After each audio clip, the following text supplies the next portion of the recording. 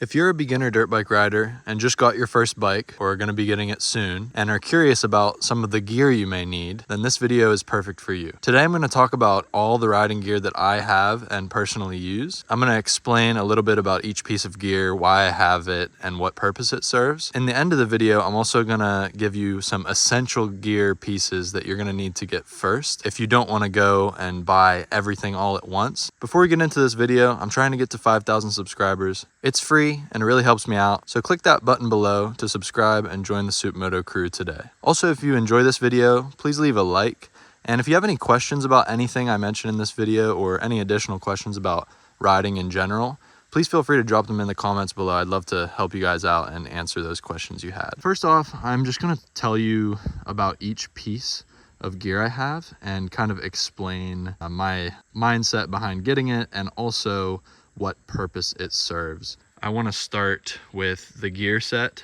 Now, some of you may not really want to purchase a gear set right off the bat. That would be riding pants and a jersey. These are pretty expensive pieces, and honestly, you could get away with just a pair of jeans and a long sleeve shirt. But I do ride a lot, and there are some benefits that buying an actual set of riding pants and jersey do offer. So what I have here is the Fox 360 gear. I got this on sale. I would recommend trying to find the gear on sale if you possibly can, because like I said before, a lot of this stuff is pretty expensive. So if you can find like the last year's model on sale, that's what these are. These are actually like last year's model, very similar to 2024 model, but it was just the old style and they discounted it heavily, so I ended up picking it up. So it comes with the riding pants, the riding jersey, and what these are going to offer that are different than like a pair of jeans and a long sleeve shirt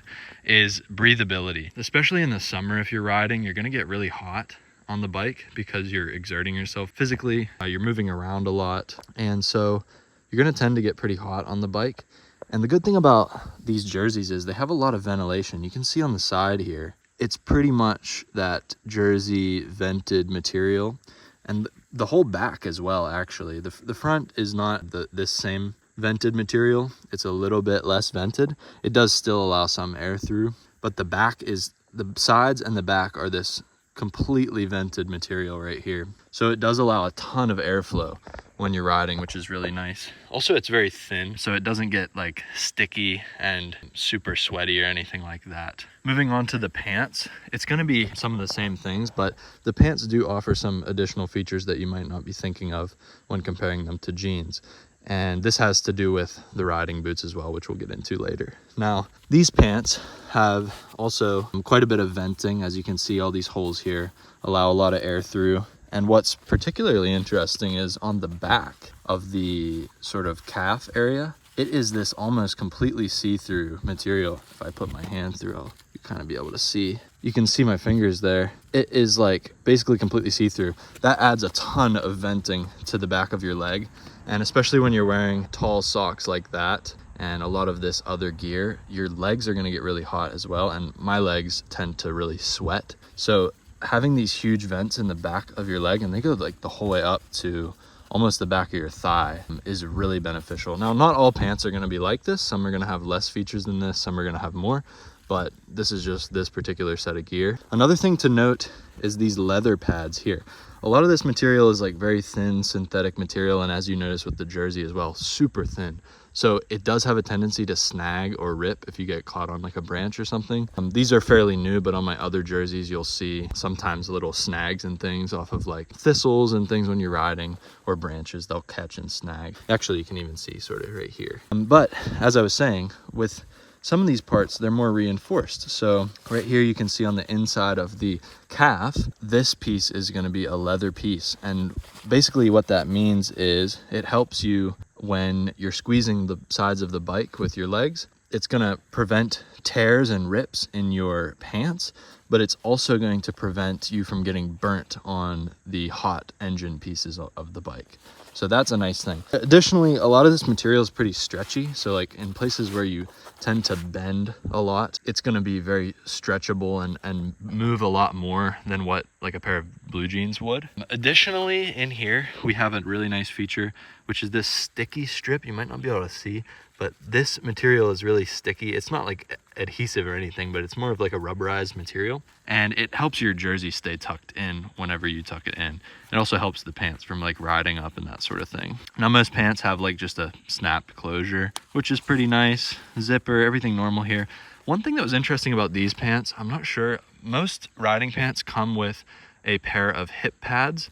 These ones did not when I ordered them. So I actually just recently picked up a pair, and these are just like foam inserts. Honestly, they're not very thick, but they just go right in the inside of the hip here and they Velcro on. And that's really nice for when, if you would end up falling, you don't want to hurt your hip. Landing right on your hip onto like a stone or a log or something hard on the ground is not very fun at all. So having those hip pads is very essential. Now we'll move on to the gloves. I actually had a little incident back in April. I'll put the link to the video right here where I explain it, but I actually broke my finger, and at the hospital they had to cut my left glove off. So right now I'm just rocking the Fox right glove and the Mechanics left glove. Really, this isn't super important. Any pair of gloves will do. You'll find what you like and what you don't like. I don't have much to say about gloves. They're pretty lightweight. Each glove is different, so I'm not gonna really go into a ton of detail. These are motocross gloves, but they're actually branded as motocross gloves. These are Mechanics gloves. They're just utility gloves. But I mean, if you look at the construction of them, they're like pretty much the same thing. And a lot of times also like gloves just come with a set. In my case, these ones came with this gear set. So yeah, just try a bunch, figure out what you like. All right, so now that we've talked a little bit about the jersey, pants, and gloves, I'm gonna go into some more things that are worn under these and also as protection. So first off, let's talk a little bit about socks. You're gonna find you can wear regular socks if you want. With the riding boots, regular socks, like especially ankle socks like these, and even crew socks that go a little higher, tend to be too low, and you'll end up getting irritation on your legs. So when you're riding, I tend to wear higher socks. Now the standard sort of sock is gonna be like this, and this is the type of sock that I wore for years and years. It goes up to about like right above your calf, basically. It doesn't go the whole way over the knee. Now, since I've changed around my knee guards and shin protection a little bit here and there, I've found that these, because they don't go above your knee, they tend to slide down, and also the shin guards end up irritating your legs, and I've gotten like blisters and stuff or like chafing on my legs because of that. So I actually just recently bought these. They were on sale on Motosport. They're the 100% MX knee brace socks, and they say they're knee brace socks, but you can wear them with anything. Basically, they just go higher than your knee, and they have these straps up here that actually like hold them tight on your thigh. I haven't actually tried these out yet. I'm very excited to try them out. I'm going to ride today and test them out.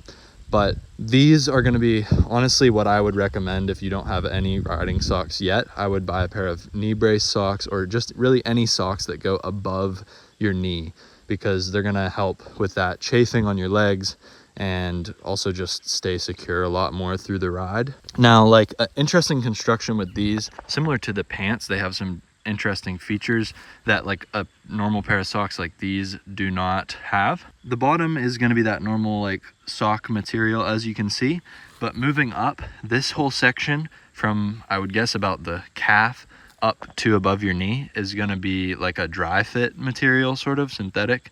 And then the back is once again that vented jersey material, just like on the jersey. So as you saw on the back of the pants, a lot of airflow is going to be allowed into the back of your leg, and that's going to be really nice for cooling you down. So these socks, while they do go the whole way up over your knee, they're still going to let air through and keep you cool while you're riding. Now let's talk a little bit about knee guards, knee braces, shin protection, whatever you want to call it.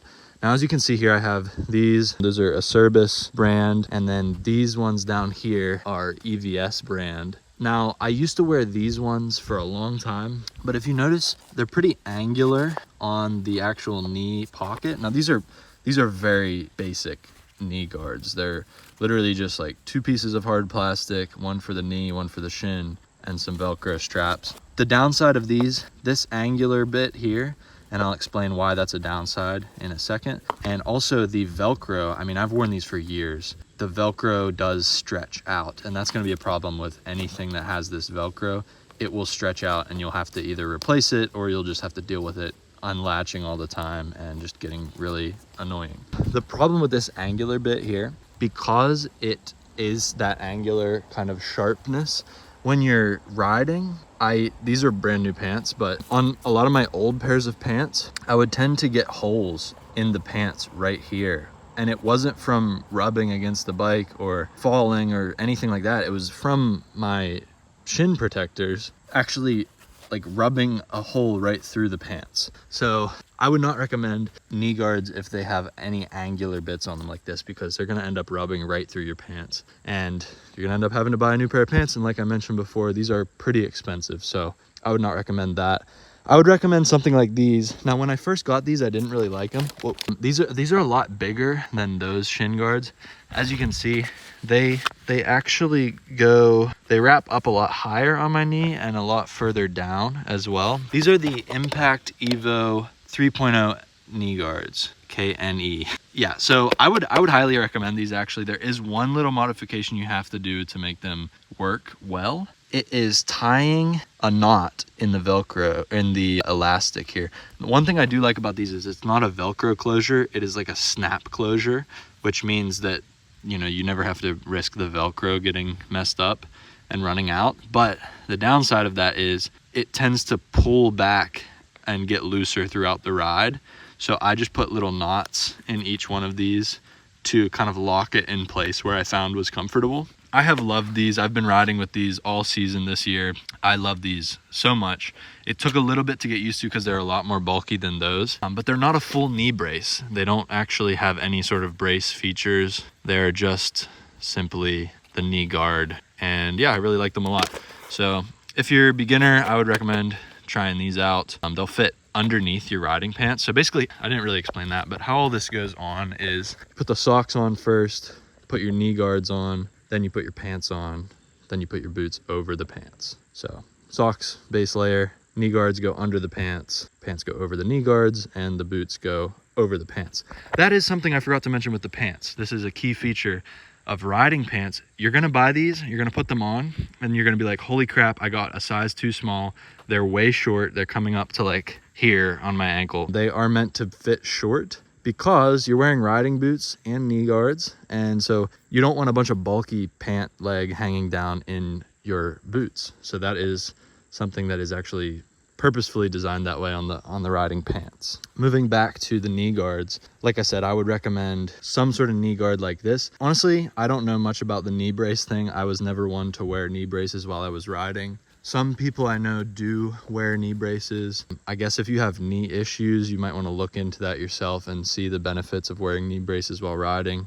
They are going to be a lot more expensive. That's really all I can say on knee braces versus knee guards because I don't have any experience with knee braces. Next piece, which is very important, is some sort of chest protection.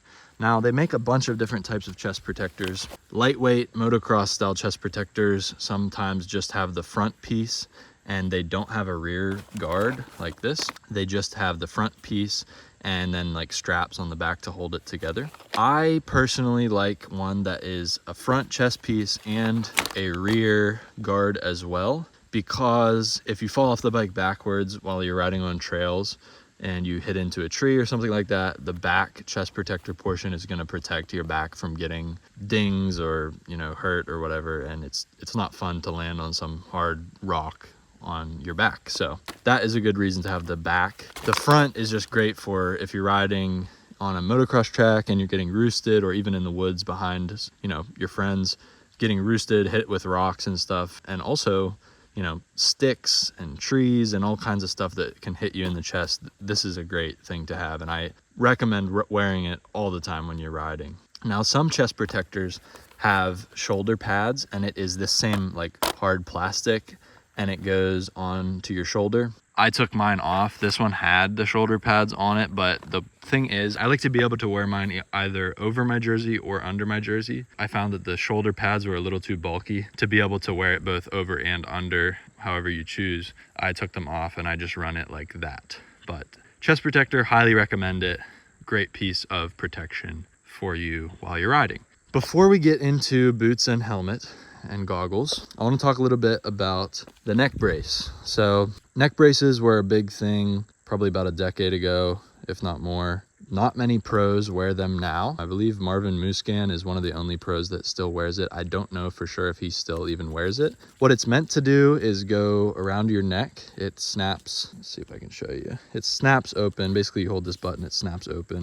Goes around your neck, sits atop your chest protector. You can kind of see the grooves where it's meant to sit. They say it's meant to prevent your head from moving back too far or forward too far, or I guess side to side as well, to prevent neck injuries, like breaking your neck, that sort of thing. There's a huge debate as to whether it is actually helpful or harmful. So I urge you to look into that at your own discretion. I used to wear mine a lot, but I've leaned now towards not wearing it. I'm not going to give any advice as far as that goes, as whether you should or should not wear it. I'm just going to bring it to your attention and say research it on your own. And some people like them, some people don't. So anyway, let's move on now to boots, and then we'll get to goggles and helmet. So my preference of boots is the Guernier SG12s. They also, this was a little bit of an older model. These boots are probably like 8 years old at this point. They have a newer model called the SG22s. I have not tried them out, but when I get a new pair of boots, I will probably go for the SG22s, give them a try and see what I think. Honestly, as far as all this stuff goes, you don't have to spend like a ton of money on these things. But with boots and helmet, I would recommend spending as much as you can afford on these pieces. So these boots were probably, when I bought them, about like between $500 and $600 maybe. I might be slightly off, but that's roughly what they were. And a high quality motocross boot is probably going to be roughly around that price range, possibly up to like $700. There are some boots that you can buy for like 80 to $100. I used to ride with those. I ended up breaking my ankle and I said, you know what, screw this. I'm going to get some high quality boots.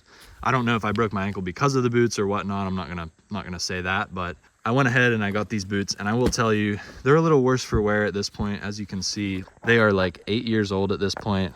I do have the steel toe missing on this side. That's what it's normally supposed to look like here. And some of the buckles are broken off and stuff on my boots. Definitely in need of a new pair of boots, but regardless of that, these boots are awesome. They feel really comfortable when you're wearing them. Guernier specifically are made in Italy, as you can see there, and they're very comfortable on the inside. The bottoms, I mean, this is 8 years of riding, and you can see the steel toe did bust off a little bit here, and the other one completely fell off, but I have abused these things very, very much. They got a lot of wear and tear, and as you can see, like, the sole is still holding up. It's definitely not pretty, but it's still holding up. And the good thing about these too is you can get replacement parts. So this whole front piece here, the buckles and everything, the steel toe kits, you can buy all this stuff, get replacement parts, repair your boots. They are pricey. They last a long time though.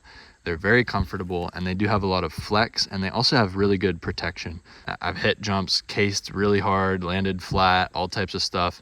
They let your ankles flex while still giving you that protection, and they don't let them overextend. So there's hard construction all the way along them, but in certain places they are meant to flex, and they're just really well designed. I would recommend looking into them. I'm not familiar with a ton of different boot brands, but Guernier is a really good one, as well as Alpine Stars make some phenomenal boots. So look into those. There's plenty of other companies as well, but I would recommend putting your money into boots and also a helmet. This is the Bell Moto 9, I believe, I want to say. I actually won this helmet. I was at a motocross race and they were raffling it off. This is actually a Brock Tickle replica. It's a Bell Moto 9 high quality helmet. They recommend if you have a hard crash and you hit your head, replace your helmet.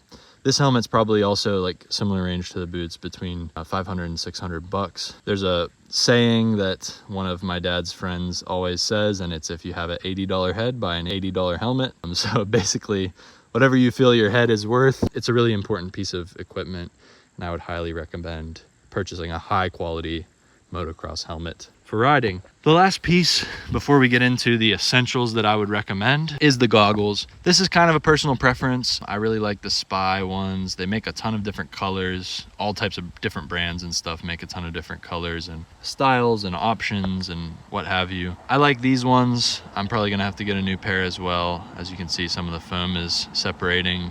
These are really old also. One thing to look out for, changeable lenses. You want to be able to take the lenses out, clean them, put tinted lenses or clear lenses like you see here. Another thing that goggles will have is either a tear-off system or a roll-off system. I can explain that in a later video. I don't really use them much, but if you're racing and you get mud on your lenses, tear-offs are basically just a little piece of plastic film that you can put on, and they stick to these posts here, and you can rip them off and it basically cleans your lens. So that's really nice if you're riding in the mud or with a big group of people. Roll-offs are another way to do that, but I'll go in depth of those in another video if you guys are interested. Now, with all that being said, I know that was a lot. I am going to get to my essentials.